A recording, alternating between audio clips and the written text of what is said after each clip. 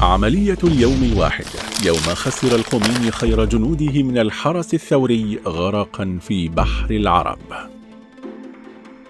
أسبابها: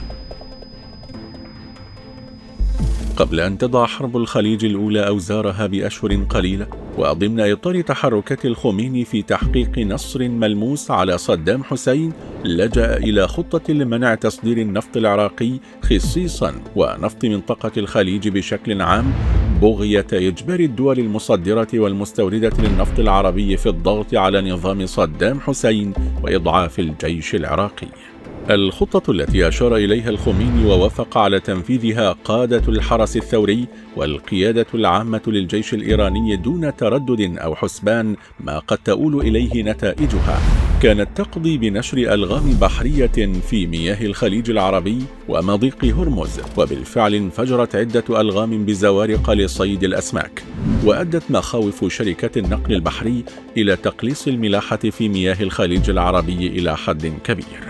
تزامنت مخاوف شركات النقل مع مخاوف الولايات المتحدة الأمريكية من نشوب أزمة محروقات في البلاد، فأرسلت قطعا بحرية من أسطولها الثاني إلى منطقة الخليج العربي لتأمين عبور ناقلات النفط عبر كشف وفحص وتأمين مسار البواخر، وكذا مرافقتها للدفاع عنها وصد هجمات البحرية الإيرانية التي كانت أيضا تستهدف ناقلات النفط. وفي 14 من أبريل عام 1988 ارتطمت الفرقاطة الأمريكية صاموئيل روبرتس أحد قطع الأسطول الأمريكي في مياه الخليج بلغم بحري أدى لخرق في جسم السفينة بقطر 4.5 أمتار، وكاد أن يؤدي إلى غرقها لولا تدخل الطاقم الفني في الفرقاطة بالشكل المناسب والسيطرة على الخرق إلى حين إجلائها إلى أحد المرافق في الإمارات المتحدة. وعقب إصابة الفرقاطة دخلت فرق خاصة من الغواصين في البحرية الأمريكية لتمشيط المنطقة، وعثروا على ألغام بحرية إيرانية المنشأ، مما أكد روايات صياد الأسماك والمحار التي ادعت في وقت سابق انفجار ألغام بحرية كانت قد ارتطمت بزوارقهم أو علقت في شباكهم. وصلت تقارير الحادثة إلى البنتاغون والبيت الأبيض، مما أثار غضب القيادة الأمريكية التي كانت كما ذكرنا تتخوف من انقطاع النفط العربي عنها، ليصدر الرئيس الأمريكي حينها رونالد ريغان أوامره بتنفيذ ضربة انتقامية تحد من سطوة إيران على مياه الخليج العربي. عملية فرس النبي. أطلق الأمريكان اسم عملية فرس النبي على الضربة الانتقامية نسبة إلى الحشرة الخضراء المعروفة بهذا الاسم دون تبيان القاسم المشترك بين العملية العسكرية والحشرة، ليعاد تسميتها في وقت لاحق في السجلات والمناهج العسكرية باسم معركة اليوم الواحد، لكونها لم تستمر أكثر من 24 ساعة. ورغم قصر وقت المعركة، إلا أنها تعتبر واحدة من أضخم 5 عمليات بحرية خاضتها القوات الأمريكية حول العالم منذ نهاية الحرب العالمية الثانية، وذلك بالنظر إلى حجم القوات المشاركة والغزارة النارية والأهداف التي دمرتها. تفاصيلها: استنفرت القيادة الأمريكية قواعدها العسكرية في منطقة الشرق الأوسط، واستخدمت القوات البحرية مزيدا من التعزيزات والقطع الحربية إلى مياه الخليج العربي لدعم أسطولها المتواجد أساسا في المنطقة. ومع حلول 18 من أبريل نيسان في العام 1988 أعلنت ساعة الصفر لبدء العملية. شارك من البحرية الأمريكية حاملة الطائرات USS Enterprise وطرادها المرافق USS تروكستون، والمدمرة USS لاند ماكرميك، والمدمرة USS ترينتون، والمدمرة رقم 9، وحاملات مروحيات وطرادات متوسطة وعشرات السفن والزوارق الحربية وفرق الإنزال البحرية وغواصة نووية، أسطول قادر على تدمير إيران بالكامل لو شاء.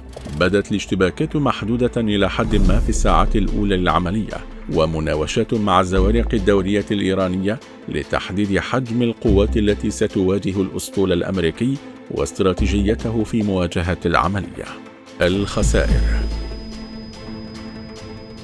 خلال أول ساعتين تم تدمير فرقاطة إيرانية وإعطاب أخرى وإغراق قوارب دورية، كما تم تدمير 3 زوارق دورية سريعة كان يستخدمها الحرس الثوري الإيراني في شن هجمات صاروخية على السفن التجارية والمنشآت النفطية في الخليج. وعندما عزمت إيران على الرد لكونها لم تتوقع تصعيدا أمريكيا، قامت الفرقاطة ساهند بإطلاق النار على طائرات أمريكية كانت تحلق في أجواء الخليج، لتقوم الطائرات بدورها بقصف الفرقاطة بالصواريخ والقنابل الموجهة بالليزر، مما تسبب بإعطابها وإخراجها من طور العمليات. كما أطلقت الفرقاطة الإيرانية سابالان النيران على الطائرات الأمريكية، فهاجمتها البوارج والطائرات الأمريكية بالصواريخ والقنابل الموجهة بأشعة الليزر، فأصابتها مباشرة ودمرتها بشكل كامل. كذلك دمرت البحرية الأمريكية سفينة الصواريخ الإيرانية جوشان لدى محاولتها الاقتراب من السفن الحربية الأمريكية، كما أسقطت الزوارق الأمريكية طائرتي F-4 مجرد دخولهما أجواء منطقة العملية.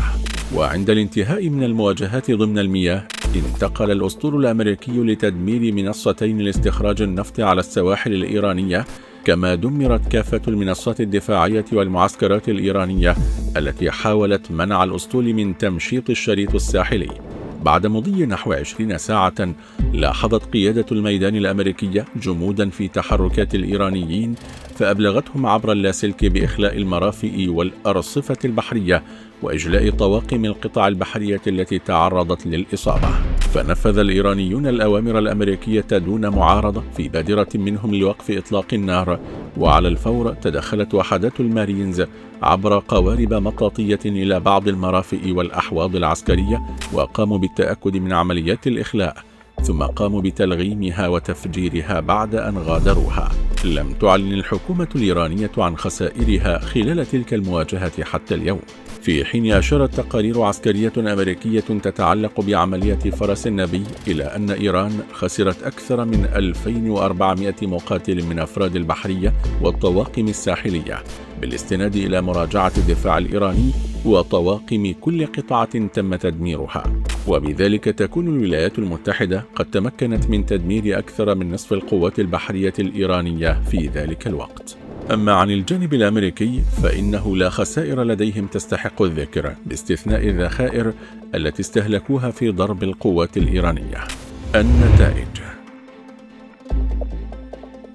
علاوة على تدمير البحرية الإيرانية وتعطيل عودته للخدمة طيلة سنوات إبعاد خطره عن الأسطول الأمريكي، فقد نجحت الولايات المتحدة في إعادة الحياة إلى مياه الخليج عبر تأمين الملاحة لناقلات النفط وإنقاذ دول الخليج من حادثة كساد كانت ستنعكس نتائجها سلبا على اقتصاد الدول المصدرة. كما نجحت في منع حصول أزمة وقود في الولايات المتحدة التي كانت تعتمد على النفط العربي حينها بنسبة 80%. أما المكسب الأهم فيتجلى في بسط الولايات المتحدة سيطرتها على الخليج العربي إلى يومنا هذا، وعلى وجه الخصوص مضيق هرمز الذي تسعى إيران لإغلاقه منذ 30 عاما حتى اليوم ولم تتمكن. وأنت عزيزي المشاهد، برأيك هل تجرؤ إيران اليوم على تعطيل الملاحة في مياه الخليج العربي؟ وهل الدول العربية قادرة على إطلاق عملية مشابهة لعملية فرس النبي؟ وفي نهاية حلقتنا مشاهدينا الكرام، إذا أعجبكم الفيديو لا تنسوا دعمنا بالضغط على زر لايك والاشتراك في القناة وتفعيل زر التنبيهات ليصلكم جديدنا إن شاء الله.